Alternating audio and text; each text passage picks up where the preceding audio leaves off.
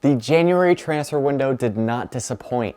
We had over 9 marquee names involved in Premier League transfer moves just on deadline day alone. Now that it's all done and dusted and our friend Fabrizio is taking a break, we'd like to break down the top 5 most notable additions to the Premier League this transfer window. As the legend himself says, here we go. Right, so let's start off with the move that we here at ICC have been crossing our fingers would happen, which was Donny van de Beek securing a loan to Everton. Van de Beek is far too talented to be riding the bench at any club, so this new change of scenery will be refreshing to him and hopefully his career. We all remember that midfield anchor that helped Ajax reach the semi-final in the 2018-2019 Champions League. We want to see that midfield anchor again. For Everton, this move is very low risk and very high reward. They also have the legendary Frank Lampard as manager, and he will definitely help Van de Beek get back on track, so it definitely doesn't hurt. If we had to give this transfer a grade, we'd give it a solid A. Sticking to the theme of Everton banking on revitalizing careers, we have Dele Alli's permanent move to Merseyside. Back in 2017, Lampard said, quote, "In terms of young players, he's up there with the best."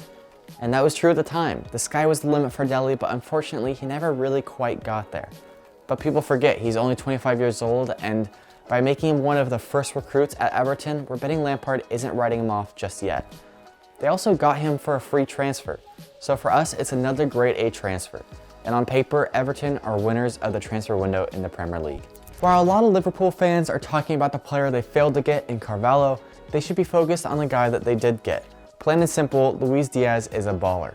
Jurgen Klopp saw that when Liverpool faced Porto in the Champions League group stages, and it's exactly why he brought him onto the project. Now our only doubt is where exactly does he fit into Liverpool's system.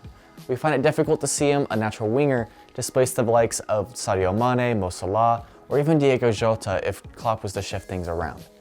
He could end up like another Minamino, but in any case he provides a much needed competition for Liverpool's front three, and if he manages to reach his full potential, his $49 million price tag would be considered a bargain.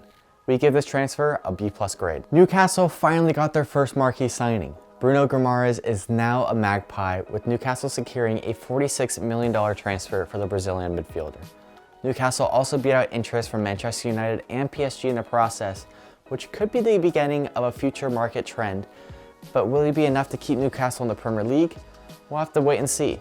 For now, we give this transfer a B, considering Newcastle are paying 4 times his previous wages. Finally, we have a transfer that we won't really see the fruit of until later this year. That is Julio Alvarez to Manchester City. The Citizens completed the $18 million move for the Argentine striker, but then immediately loaned him back to River Plate until the end of the season. Now, everyone knew that City were missing from their near perfect squad was a number 9, and they went out and got one of the hottest prospects in that position. Even the loan makes sense, as they're running away with the Premier League, so they don't really have a need for him at the moment. And while we wouldn't label him as the next Aguero, this kid is definitely going to go places.